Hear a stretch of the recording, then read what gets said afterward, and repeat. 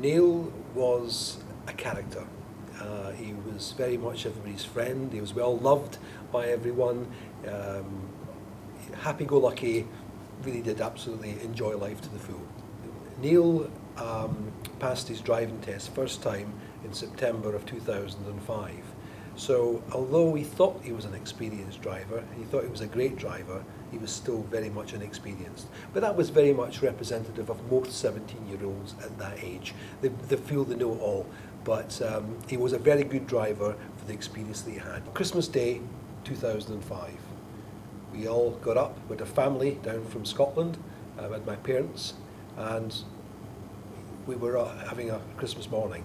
Neil was last up, so we were sort of, when he got up, we exchanged presents.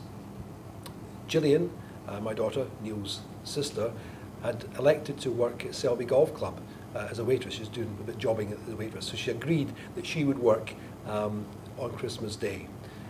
So because we're having friends coming along at midday, Neil elected to drive Gillian up to the golf club. He goes, no problem, I'll take her up. So just before 12, Neil got in the car with Gillian and took her to the golf club. Our friends came, we were having a drink. We thought, where's Neil?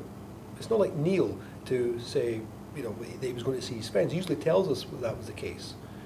So I phoned Neil, and it just so happened that when I was phoning Neil, the fireman, who I've got to know quite well through the work that I do on road safety, was taking Neil out of the car dead. And it was the fireman that had to go into the pocket, Neil's pocket, take out the phone, and it's got Dad calling, and Tony had to switch that off.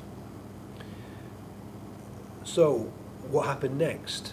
My other son, Martin, came driving down the road. He was with his girlfriend, and he says, there's been an accident, the road's closed.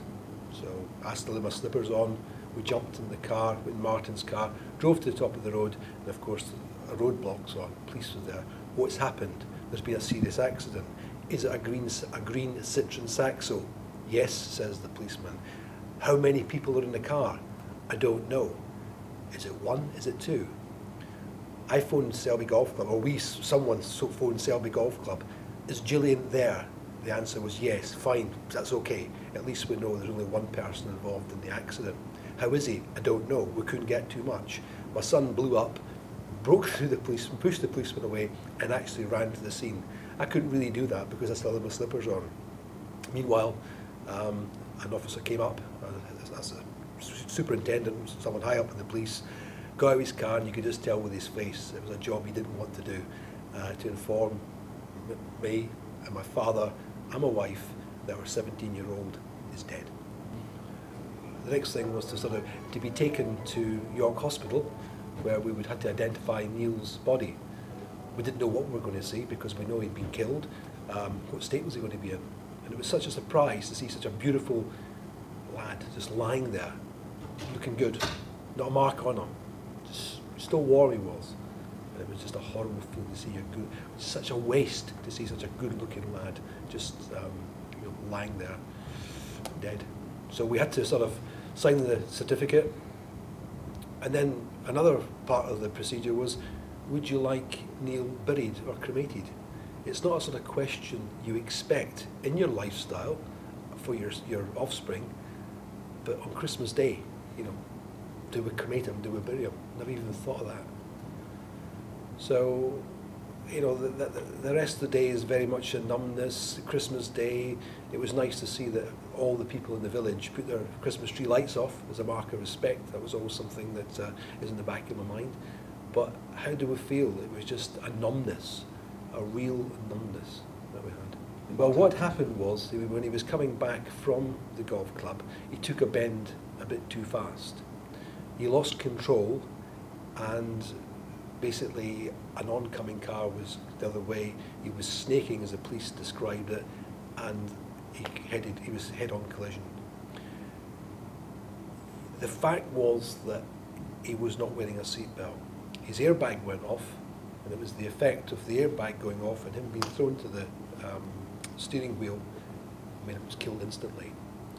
Now, if Neil had been wearing a seatbelt, Neil would be still with us today. And that was the verdict of the inquest, which was held a few months ago, on the evidence that the police had put together, that they said that if Neil had been wearing a seatbelt, his injuries would be no more than whiplash. And you can imagine when we were sitting in the inquest, hearing that, the actual professional evidence. Because even when the fire brigade had got to the scene of the accident, it was a shock to them that someone was dead, because the car didn't look that bad. It was a smash. It didn't expect someone to be actually dead, because he was killed instantly. So the fact was that he was killed because he wasn't wearing a seatbelt. It's a pain. There is a pain there that you can't explain what it is. It's something that's there, and it'll always be there. People say that, time's a great healer. It's not really, because although it's almost 5 years ago since Neil was killed, it's still at the back of our minds that, anything that just clicks something off, it brings it right back as if it happened yesterday. It's affected our lives. Of course it's affected our lives.